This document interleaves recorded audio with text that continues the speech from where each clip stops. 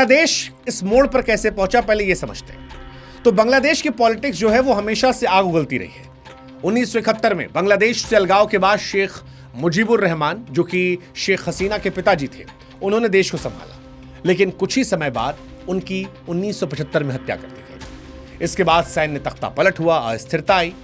हालांकि 1990 के दशक में बांग्लादेश में लोकतंत्र फिर लौटा, लेकिन अवामी लीग, जो कि शेख हसीना की पार्टी है, और BNP खालिदा जिया की पार्टी जो है, उनके बीच खींचतान चलने लगी। इसी बीच शेख हसीना जो है वो 2009 से 2024 तक प्रधानमंत्री रही। 15 साल तक बांग्लादेश की प्रधानमंत्री रही। शेख हसीना की बुराई या शेख हसीना पर जो आरोप लगे हैं, उससे पहले जो अच्छाई है उसको सामने रख देते हैं। शेख हसीना के कार्यकाल के दौरान जो बात अच्छी रही वो ये कि बांग्लादेश की GDP चमक गई। GDP ग्रोथ 6 से 7 रही, गरीबी घटी। हालांकि शेख हसीना पर बार बार ये आरोप लगते रहे कि लोकतंत्र जो है वो बांग्लादेश में कुचला गया है।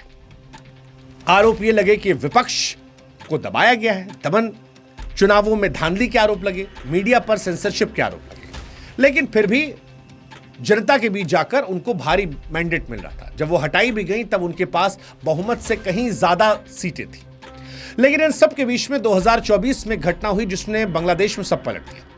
जुलाई में छात्रों का कोटा प्रोटेस्ट शुरू हुआ। सरकारी नौकरी में 30% आरक्षण के खिलाफ। शुरुआत में यह शांतिपूर्ण था, लेकिन फिर आरोप लगा कि सरकार ने कुचला, पुलिस ने फायरिंग की, हेलीकॉप्टर से गोलीबारी हुई, ड्रोन अटैक हुआ, और ये आंकड़ा आया कि बड़ी संख्या में बच्चों की, लोगों की मौत हुई।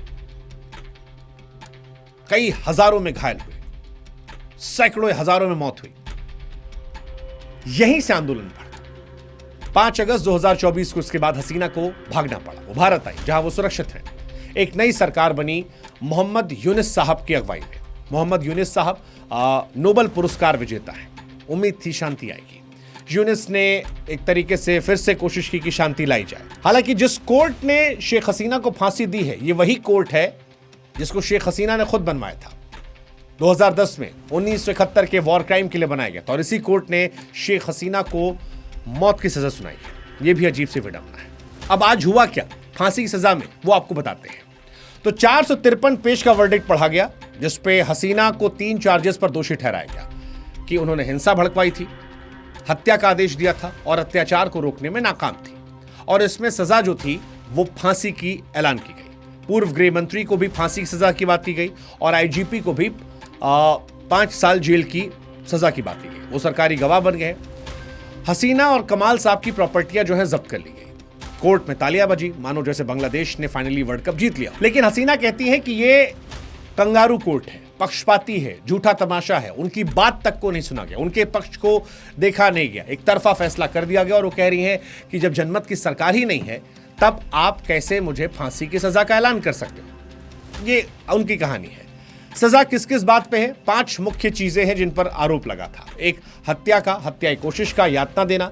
चार्जशीट कहती है कि हसीना ने पुलिस और अवामी लीग को नागरिकों पर हमला करने के लिए उकसाया था, हिंसा रोकने में नाकाम रही। दूसरा, प्रदर्शनकारियों को दबाने के लिए हथियार, हेलीकॉप्टर, ड्रोन का इस्तेमाल करने का आदेश दिया था। 16 जुलाई को बेगम रुकैया यूनिवर्सिटी के छात्र अबू सैयद की गिरफ्तारी से जुड़ा मामला था। कहा गया कि हसीना और अन्य ने हत्या के आदेश दिए, साजिश रची। उसके बाद कहा गया निहत्थे प्रदर्शनकारियों की हत्या करवाई गई, उकसावा दिया, और 5 प्रदर्शनकारियों को गोली मारने का भी आदेश दिया गया। लाशें जला दी गई, एक प्रदर्शनकारी को जिंदा जला दिया गया। ये सारे आरोप उन पर लगाए गए। हालांकि शेख हसीना ये कह रही है कि उनका वर्जन नहीं सुना गया, और इस वजह से ये बेईमानी है, उन पर आरोप लगाया जा रहा है। अब इसमें एक डीप स्टेट वाली थ्योरी भी आती है। शेख हसीना के रिश्ते अमेरिका से खराब हो रहे थे, अमेरिका का इन्वॉल्वमेंट की बात है। पाकिस्तान जिससे निकलकर बांग्लादेश बना था, वो हस्तक्षेप ज्यादा करना चाह रहा था। फिलहाल जो नई गवर्नमेंट है बांग्लादेश में, वो लिटिल प्रो पाकिस्तान है। क्या ये एक डीप स्टेट साजिश है? श्रीलंका से लेकर नेपाल, नेपाल से लेकर बांग्लादेश, भारत के आसपास जितने देश हैं सारे अस्थिर हो गए।